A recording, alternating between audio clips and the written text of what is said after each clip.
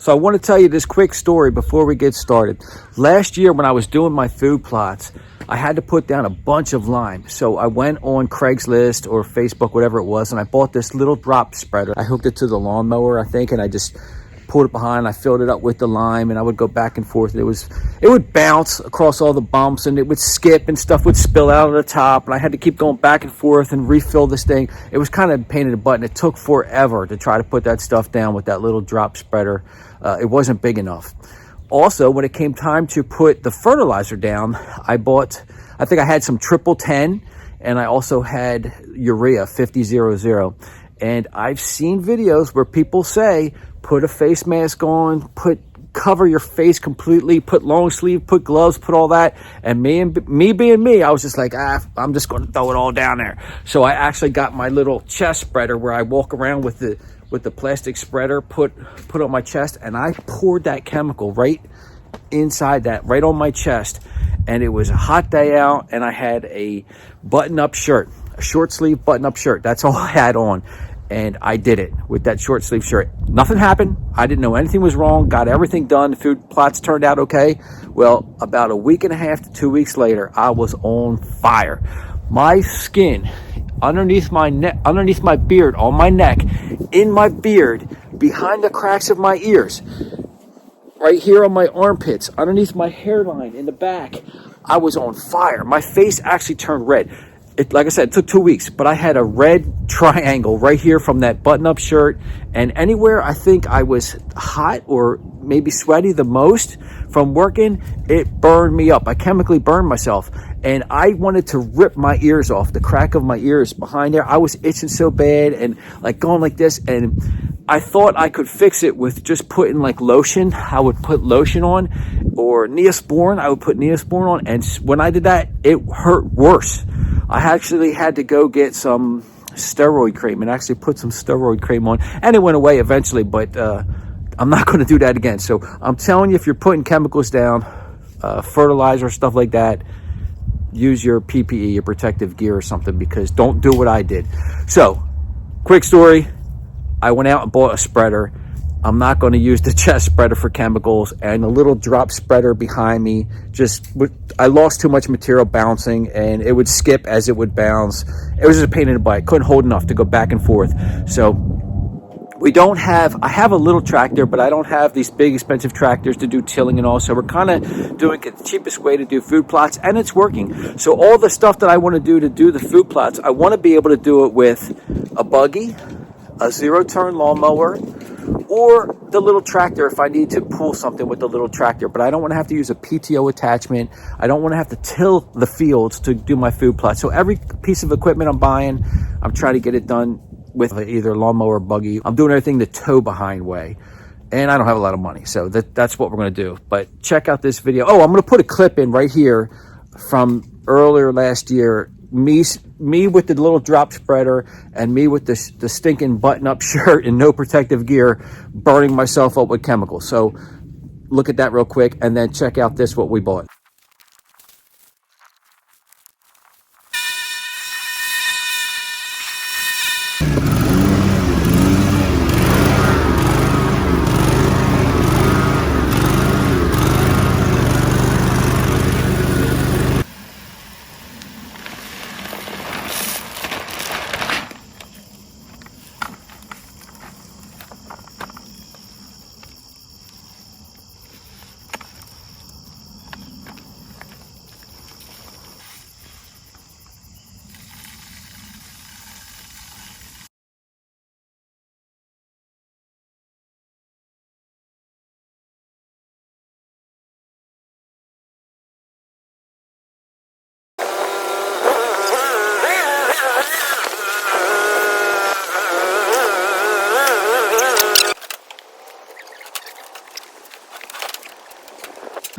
So this is it.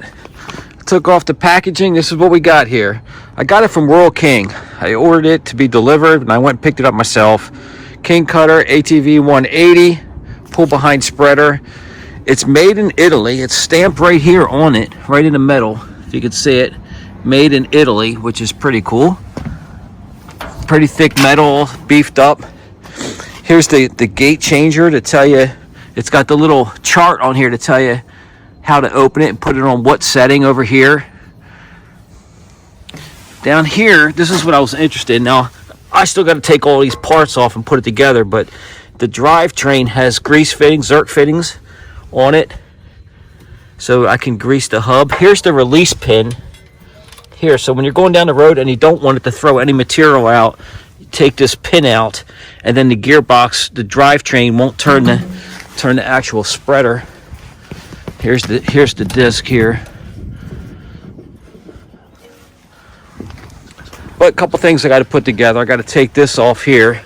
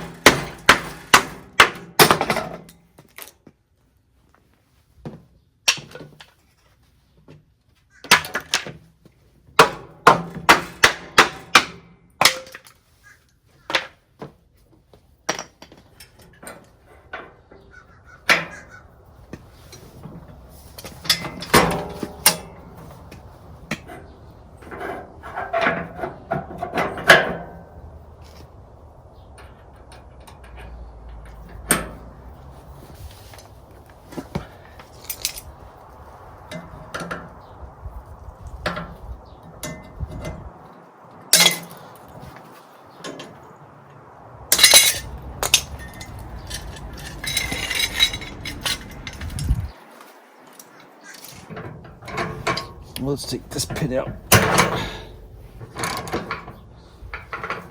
All right, so this piece of metal that was underneath by the wheels is for this other gate. You can see the gate that opens and closes the material from coming out there. Well, there's also another one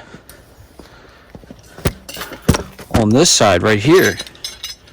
You can see down here. So I'm trying to fit. There's no instructions. It didn't come with any instructions, so it's kind of, I guess they're assuming you can figure it out. This slides in there like that, and then I'm guessing, I don't know if it would go probably like this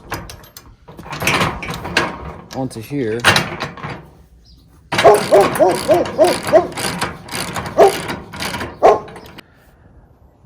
All right, so I had to struggle a little bit.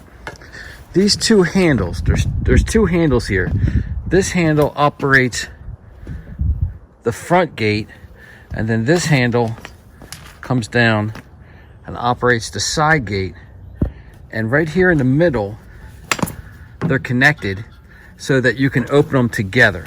So this left gate, let me see if you can see, it opens perfectly. Up and down.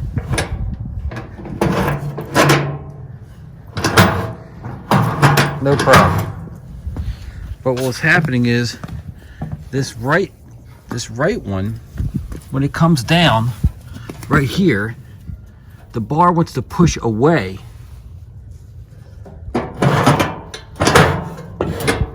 So I had to lower this all the way down and get the bar to fit almost all the way inside there. Otherwise, the bar was pushing it out, away, and was binding. It wasn't sliding up and down inside the slot. So I added a washer here. Let's see if you can see inside there. The two different gates. So it's open and then closed. So it's working when I got them together. It's just, I don't know if this needs like a different kind of an angle right here, because when I try to close it, you can see it wanted to rub right there, and it was pushing out. See how I had to push the bolt all the way down to the end so that this slides almost all the way inside there, because it's supposed to be opened all the way. But when it was open all the way and you tried to close it, it would just push away and not slide up and down inside this. The instructions book there, it tells you that you can use these two different handles separately so that the broadcast of your fertilizer or whatever is in whatever pattern you want. But I'm assuming most of the time you want it to come straight out the back, so maybe this slot here on each side needed to be all the way up to here, a lot higher, so that this thing can slide in a greater distance. See if you can see that. See, that's as much as I can open it right there, because if I adjust this and pull this up higher, it'll come out higher, but when I try to close it, instead of sliding in the slot, it pushes away and stops. It won't stay pushed against that. It's like these things on the sides should have been a lot longer, like way up to here. All right, so that's all the way opened.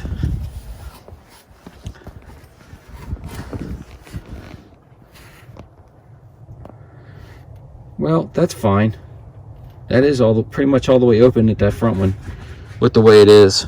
So the only thing I gotta watch is those two bolts right there. I got them pretty tight, but they're all the way to the end.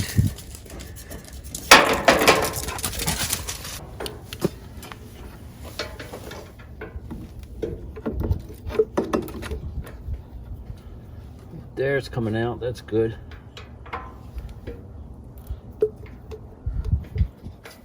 Right there. So it seems to be already greased, but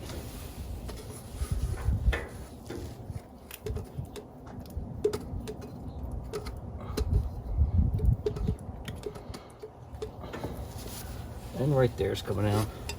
I don't know, let's take it out of this box, see what it looks like.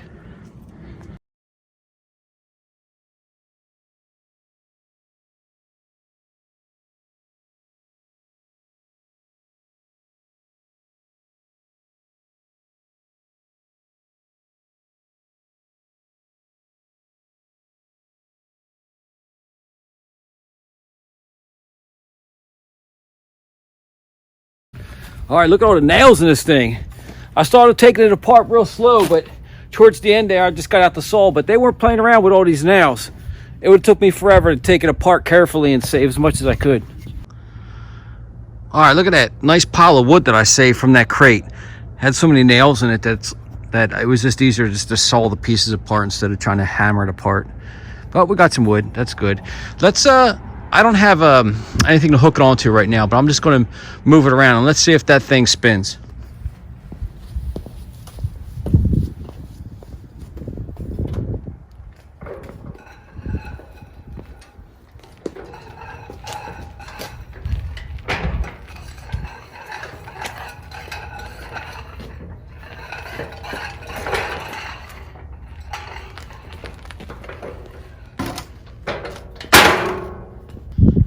All right, well, it works. Let's take a look at the inside, at the agitator on the inside of this thing. Here's the blades that spin around and throw everything. And they are adjustable. I read in the book that you can move them to the next hole. So you can see the three different settings, the holes on here, on how you want to get it thrown. And if you don't want this to spin, like I said before, you take out this pin. You take out that little pin right there, and it keeps the drive wheels, the gearbox, from moving. But here's the inside. Looks pretty good. And it's pretty easy to move around. It's balanced, like the weight is completely right over that axle. So when you lift the tongue, you're not really lifting anything on it. And this is a a 1 7/8 ball, a small one, a real small one. And I don't have a small one right now. So, all right, so that's the new toy. Hopefully it works and I can spread. Oh, this thing can hold 400 pounds. I don't know if I said that, but 400 pounds I can throw in there at a time. And it'll make it a lot easier for everything. If I just want to throw rye seed out there, winter wheat, or fertilizer or lime. Lime especially would work good. But we'll see it in action pretty soon.